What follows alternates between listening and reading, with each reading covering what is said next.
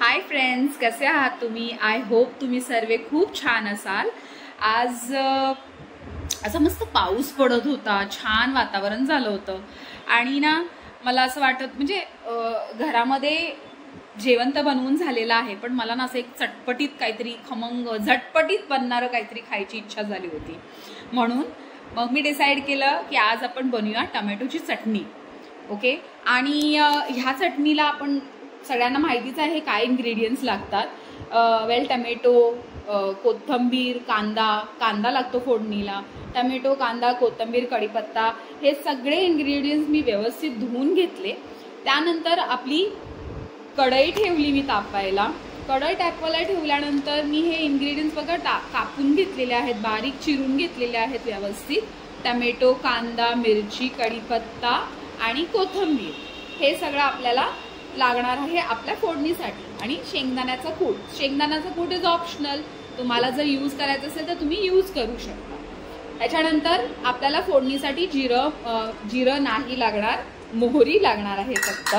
तर हे कढई माझी छान पैकी तापलेली आहे, तर ह्या कढईमध्ये आपण आता तेल घालून घेऊया। तेल कढई गरम असल्यामुळे तेलातून बघा लगेचच वाफा यायला लागल्या। इनफॅक्ट तेलामध्ये थोडंसं पाणी पडलं होतं, आय डोंट नो कसं, सो ते थोडं तडतडत होतं। सो एनिवेज, त्याच्यानंतर तुम्हाला तेल थोडंसं तापलेलं आहे व्यवस्थित, त्याच्यामध्ये कढीपत्ता टाकायचा आहे। फर्स्ट थिंग जे तुम्ही टाकाल तुमच्या फोडणीमध्ये दॅट विल बी कढीपत्ता। कढीपत्ता तडतडतोच लगेच गरम तेल असलं की। त्याच्यानंतर तुम्हाला टाकायची मोहरी टाकायची आणि ती सुद्धा व्यवस्थित तडतडून। इथे पण ना मोहरी माझ्या अंगावर येत होती, सो आय वॉज लाईक थोडीशी पाठी गेली, बट लगेच अगेन मग कांदा टाकायचा होता। कांदा टाकला, कांदा छान असा परतून घ्यायचा आहे आपल्याला। कांदा चांगला थोडासा ब्राऊन झाला पाहिजे, हा थोडा झाला नाहीये अजून, आपल्याला अजून थोडंसं चांगला परतून कांदा ब्राऊन होऊन द्यायचा आहे। आता कांदा ब्राऊन झाल्यानंतर आपण मिरची टाकून घेऊया। इनफॅक्ट मिरची तुम्ही कांद्यासोबत जरी टाकली ना तरी चालेल, कारण की ती पण आपल्याला चांगली भाजून घ्यायची असते। मी नंतर टाकली। कांदा टाकल्यानंतर मिरची टाकल्यानंतर आपण हळद टाकूया थोडीशी, तुमच्या टेस्टच्या हिशोबाने तुम्ही हळद टाकू शकता। कोणाला जास्त आवडते, कोणाला कमी आवडते। हळद टाकल्यानंतर आपल्याला टाकायचा आहे टोमॅटो, ज्याची आपण चटणी बनवतो तो मेन इन्ग्रेडियंट आहे टोमॅटो। किती छान कलर दिसतोय ना, रेड ग्रीन, मस्त वाटतं एकदम ना कढईमध्ये। मला पण ते बनवताना खूप छान वाटत होतं।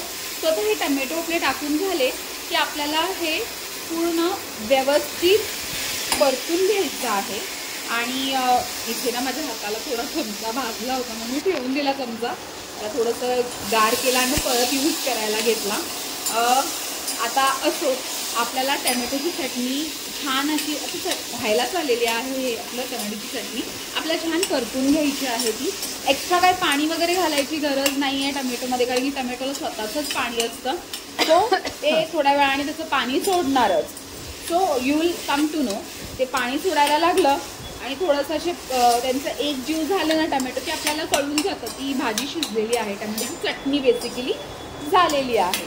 तर हे मी छान असं हलवून घेतलं, परतून घेतलं। त्याच्यानंतर आपल्याला हे बघा, हे बबल्स दिसत आहेत तुम्हाला, ते त्याच्यामध्ये आपल्याला टाकायचं आहे थोडीशी साखर।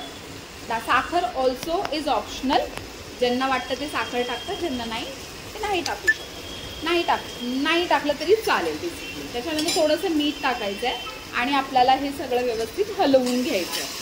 ठीक आहे, आता हलवून झाल्यानंतर व्यवस्थित ते एक जीव होऊन द्या पहिलं, आणि शिजवून पण द्या। थोडंसं शिजलं ना की त्याच्यामध्ये त्याला पाणी सुटायला लागेल बघा। एकदा का पाणी सुटलं, व्यवस्थित परतून घ्यायचं आहे।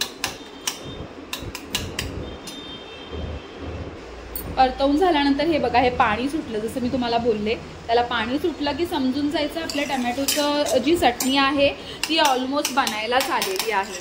आणि मी थोडंसं त्या टोमॅटोंना थोडंसं बारीक पण करत होते, सो दॅट यू नो ते एकजीव व्हावा सगळा मसाला आणि सगळं व्यवस्थित। मसाला तर आपण टाकला नाही, ऑफकोर्स मी मिरचीमधली बनवलेली आहे। हे पाणी सुटल्यानंतर आपल्याला टोमॅटोची चटणी झालेलीच आहे, सो यू कॅन पुट गार्निशिंगसाठी तुम्ही थोडीशी कोथिंबीर टाका. कोथिंबीर म्हणजे ऑप्शनल, म्हणजे हां कोथिंबीर टाकल्यानंतर चांगलं लागतं. जर नसेल टाकायची, इन केस तुमच्याकडे कोथिंबीर नाहीच आहे, तर यू कॅन स्किप कोथिंबीर also, that is not a problem. कारण की टमॅटोची चटणी ना खूप सुंदर लागते. नुसती जिरं मोहरी कांदा टमॅटो कांदा टाकून सुद्धा नुसती बनवली, टमॅटो नसताना सुद्धा खूप छान लागते. ॲट द एंड मी टाकलं आहे शेंगदाण्याचं कूट. शेंगदाण्याचा कूट इज ऑप्शनल अगेन. आम्हाला आवडतो शेंगदाण्याचा कूट भाज्यांमध्ये, सो आम्ही टाकतो. आणि शेंगदाण्याचा पण तुम्ही ना एकदा बघा, ट्राय करा. जर तुम्ही टाकत नसाल ना शेंगदाण्याचं कूट ह्याच्या चटणीमध्ये टमॅटोच्या, तर ट्राय करा टमॅटोच्या चटणीमध्ये शेंगदाण्याचा कूट घालून बनवायची. एवढी सुंदर लागते ना भाजी, खूप टेस्टी लागते.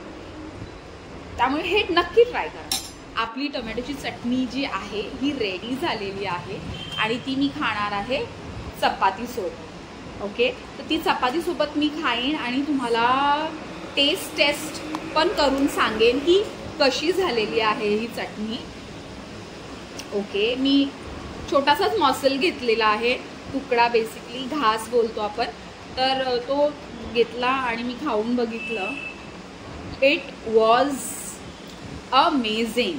एकदम छान झाली होती टमॅटोची चटणी, एवढी सुंदर ना. आणि त्यात तो जो क्लायमेट होता ना असा होता.